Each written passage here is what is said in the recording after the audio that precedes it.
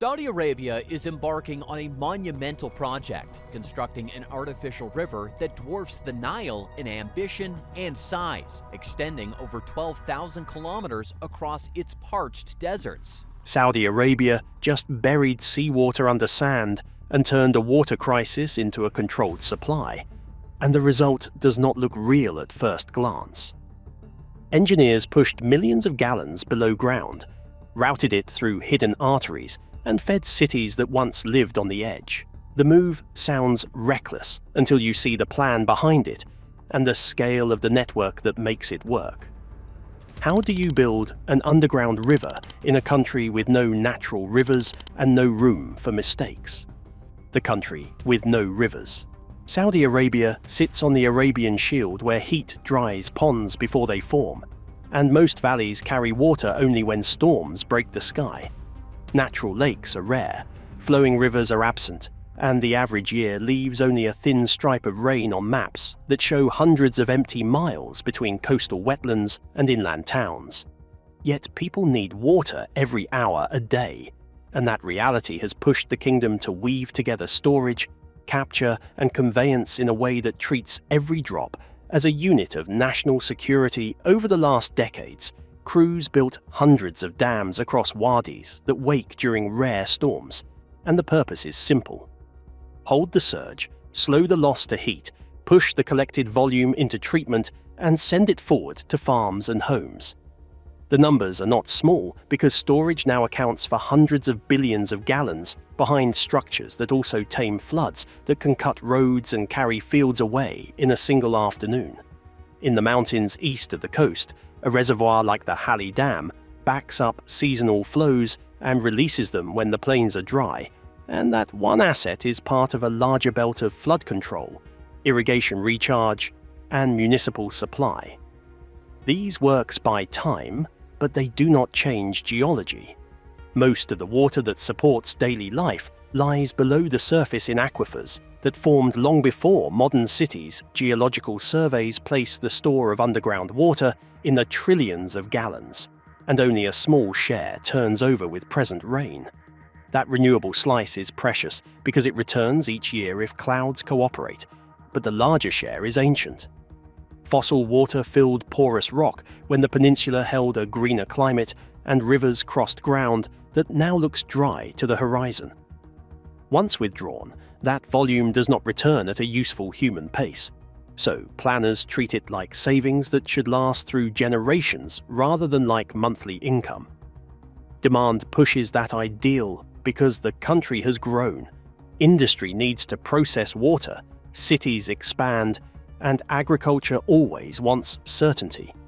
Consumption pulls harder in hot seasons when losses rise and comfort needs climb, and that is when the gap between renewable supply and daily use is clearest.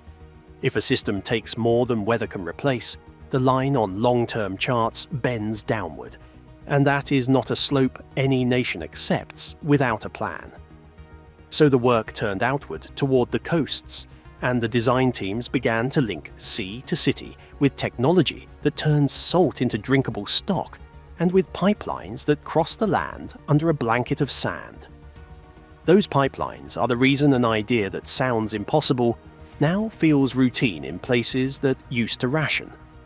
Every section that goes into the ground reduces evaporation to almost nothing, holds quality, and keeps pressure steady over long distances that would punish open canals. The choice to bury lines also keeps heat off the water when the air rises above human comfort and the sun sits on the flats with no cloud to break it. Storage, groundwater, and buried conveyance now move together like parts of a single machine, and the logic is clear. Catch storms, spare the aquifer where possible, make seawater useful, and move it safely. That is how a nation with no natural rivers began to act like a nation with dependable flow. With dams and aquifers mapped, how do you lift water out of an open sea, strip the salt, and deliver it inland without losing the battle to cost and heat? The invisible river. The answer begins at the coast where intake screens pull seawater into plants that push it through filters and membranes until the brine and the fresh split into separate streams. Desalination is not magic because every litre requires energy and careful handling of the concentrated brine. Yet the technology has improved to the point where large stations can feed millions and run day and night. From those outlets, the fresh water enters a national artery that does not show on satellite images because it lies beneath the surface. Engineers designed thousands of miles of buried pipeline that cross mountains, plains, and city edges, and the decision to go underground was not aesthetic. It prevents heat loss. It stops sunlight from pushing algae blooms in clear sections. It shields valves and joints from sandstorms. And it keeps pressure stable without the constant fight against glare and wind. In places where the line climbs, pump stations lift head, and in places where the line drops, regulators keep flow within safe limits so joints do not burst after long descents. The route from the Red Sea to central plateaus forced crews to cut through hard rock, and tunnel boring machines did the clean work where precision mattered, while controlled blasting opened wider galleries for manifolds and inspection access. Pipe sections, more than 2 meters in diameter, arrived in convoys, were aligned on bedding, wrapped, welded, coated, and then covered so temperature swings could no longer reach them. Crews worked in night windows to spare people and equipment from heat that pushes well past human limits by noon, and logistics teams staged water, shade, and maintenance parts along temporary roads that moved with the project. Every valley crossing required attention because flash floods can arrive after storms that fall far upstream, so the buried mains sit under armoured banks and deeper cover where channels cut fast. Where dunes migrate, the corridor holds its line with soil stabilisation that keeps the trench from creeping back open, and the surface shows only faint signs that anything passes beneath. Inside the line, modern sensors listen to vibration and pressure changes, and control rooms see anomalies before they grow into failures. The river under the sand carries desalinated water to inland cities and industrial zones that would otherwise lean only on aquifers, and that shift eases the draw on fossil stores. Older distribution grids still exist above ground in many places, but the long-haul trunk now favours burial for reasons that show up in performance charts. Evaporation loss approaches zero, water arrives cooler than the air around it, and quality stays uniform from plant to customer. The effect is visible in daily life. Taps run in towns that once rationed, farms along planned corridors receive scheduled volumes, and industrial sites that make food, fuel, and materials plan weeks ahead with fewer surprises. The river is not a canal with banks and boats, and that is the point. It is a corridor of steel and valves that treats every mile like a promise, and it is the only practical way to move sea to city across ground that punishes anything left in the sun. If an underground river can feed the heart of a desert nation, what keeps that system from being swallowed by its own energy bill and environmental cost? The cost of turning salt sweet desalination brings certainty, but it starts every day with an energy meter that never stops spinning, and the cost in fuel and electricity decides whether a policy looks brave or reckless 10 years later. Early plants burned through power at levels that would sink a modern budget, but improvements in membranes, recovery systems, and plant integration have pushed the unit cost down year by year. Heat recovery loops squeeze work out of every stage. High-efficiency pumps waste less, and digital controls tune operations to match demand, rather than running flat out for show. The brine stream is the other piece that planners cannot ignore, because returning concentrated salt to the sea in tight bays can damage nearshore life if mixing is poor. Outfalls now extend into deeper water, diffusers spread discharge into moving currents, and environmental teams monitor salinity and temperature so operations match permits that protect fisheries and reefs. Even with careful design, energy use defines the path forward, which is why generation portfolios along the coasts are shifting towards sources that spare fuel for other uses. solar arrays on flatland feed pumps during the brightest hours when lifts to inland users peak. Wind along exposed ridges adds night power, and gas turbines run in combined cycles where baseload stations guarantee steady pressure in the trunk. Large plants stack all of these inputs and balance them with storage, so the line inland sees no wobble, and the central operations rooms keep the blend efficient by the minute. When a plant at the coast produces hundreds of millions of gallons a day, even a small gain in specific energy saves enough to matter at the national scale. And over years, those gains add up to budgets that can fund new pipelines or school water networks that end tanker deliveries. Price is not the only measure because strategic value matters more than a bill when cities depend on the flow. Yet the kingdom knows that a program succeeds only if it can be paid for through cycles of growth and downturn. That is why desalination is paired with conservation in cities, leakage control in old neighborhoods, and tiered rates that protect basic needs while signaling that careless use will not be subsidized forever. With energy and brine under control, the system turns from survival mode to planning mode, and that change opens a second front. How do you use this hard-won water to reshape land that has been losing ground to heat and wind for years without wasting a single gallon?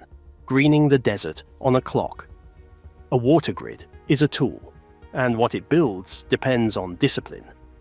Saudi policy now treats blue infrastructure and green infrastructure as parts of the same system, and that link shows up in plans that aim to hold soil, shade streets, and support parks that cool dense districts by a few degrees that matter.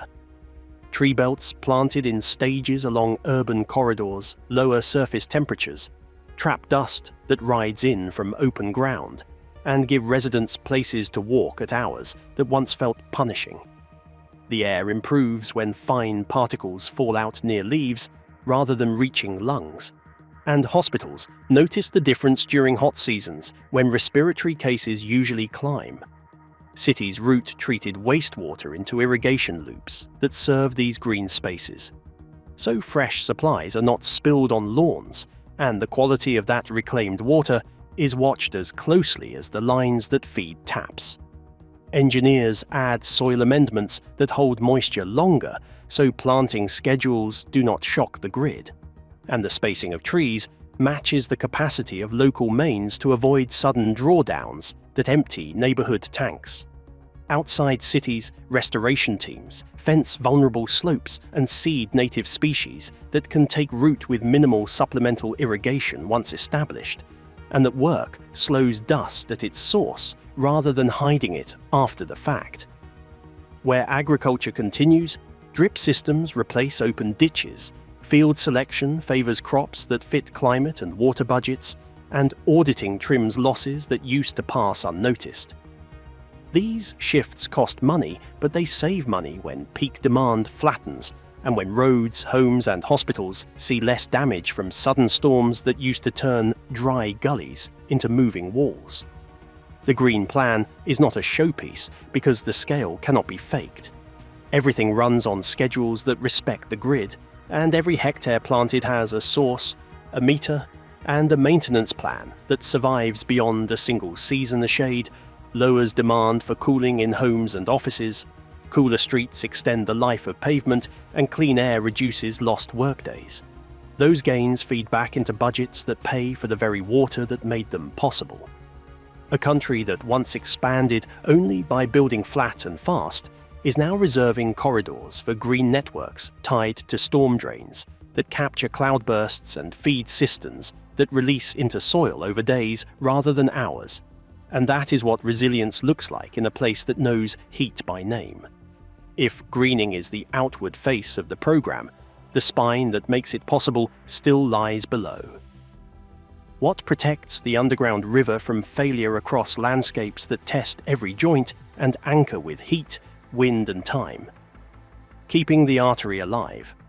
The buried mains that carry desalinated water are assets measured in decades, and they live or die based on attention to details that the public never sees.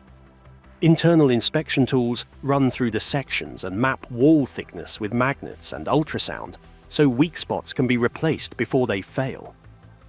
Acoustic sensors listen for tiny leaks that might otherwise grow under cover and create sinkholes after a season, and satellite readings spot soil moisture that should not be present. Above a line, valve chambers are spaced for isolation, so crews can shut short segments without cutting supply to entire districts, and bypasses let work proceed while neighborhoods continue to draw. In pump stations, operators rotate duty cycles to keep wear balanced across units, and emergency generation sits ready so a grid wobble does not bring a city to a standstill. Control rooms display pressure, flow, temperature, and energy use on walls that tell a story at a glance, and shifts hand off with logs that record what changed, what was repaired, and what needs attention before the next heatwave. Security matters because water is critical infrastructure, so access points are locked, fenced, and monitored, and remote stations carry sensors that alert teams when doors open or lines are cut. Where the line crosses public land, markers sit above ground so contractors do not trench blind, and permit systems force coordination before heavy equipment digs. In villages and city edges, the same logic applies at a smaller scale because distribution networks leak when gaskets age and clamps loosen, so local utilities train crews, stock parts, and reward fast reporting from residents who know the sound of a hiss under a sidewalk. Public information helps more than people expect, and clear maps and schedules turn planned outages into tolerable events because trust grows when work finishes on time and water returns when promised. The social side matters in another way. When residents understand where water comes from and how much of it is hard-won, use patterns shift during peak hours, and pressure holds in high buildings where elderly residents once waited. Pricing helps shape that behavior without taking dignity away from households that need protection, and audits aim for fairness rather than blunt targets that ignore family size or the heat load of a west-facing block. Industry signs agreements that tie allocation to efficiency milestones, and those contracts include penalties for waste and bonuses for upgrades that cut draw without cutting output. Resilience grows in layers when a nation treats the system as a shared project, and the payoff is simple. Mornings feel normal in places that used to watch the clock, and night operations focus on improvements rather than on emergency calls. If the artery stays strong, it can feed ambition. What will this network allow the country to build that was not possible when scarcity ruled the calendar? What comes next when water flows with the main lines in the ground and the plants on the coast humming? Attention turns to the choices that flow makes possible. Smart metering across cities gives managers a real view of demand by neighborhood and time of day, and that clarity lets the grid preempt pressure dips before they happen. District cooling networks tie into the same planning because chilled water loops reduce electricity peaks in summer afternoons, and that in turn frees power for pumps that must never stop. New housing zones rise along corridors designed with service access built in from the first survey, so later expansions do not slice through working mains. And industries that need stable volumes sign on near junctions sized to feed them without starving homes. Research groups partner with utilities to test membranes that can be cleaned in place rather than replaced, to refine brine handling that protects coasts while recovering minerals, and to tune pumps with software that learns the rhythms of the grid. On the conservation side, schools teach practical water use. Farms share yield data that compares varieties and techniques in the same climate, and building codes require fixtures that deliver comfort without waste. Regional cooperation also grows because water bodies do not respect lines on maps, and sharing information about storms, heat waves, and dust events helps neighbors prepare and recover. Climate variability makes the case for redundancy stronger each year as seasons swing wider, so programs add storage, protect corridors from flood, and design plants to ride out shocks without long restarts. Private companies see opportunity in leak detection, efficient appliances, landscape design, and recycled water systems, and those markets lower costs for households that want to upgrade.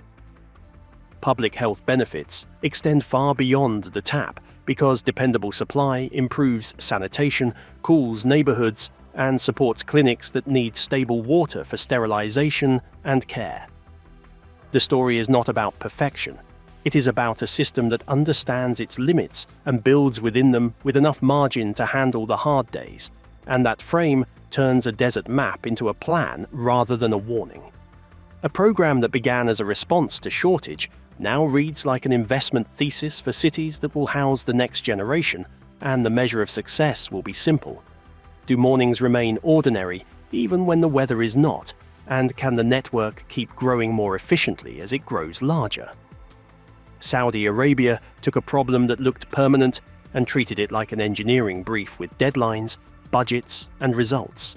Stormwater now has places to rest. Ancient aquifers get a reprieve. Seawater becomes supply, and an underground river keeps heat from stealing what the coast provides. The work costs money and attention, and it demands discipline from households, farms, and factories. Yet the payoff shows up in normal days that used to be rare. A desert nation cannot invent rain, but it can build order, and order keeps taps, fields, and clinics steady. For more deep dives, subscribe and tell me which part of this network you want unpacked next today in future episodes here. What would you build if water arrived on time every day?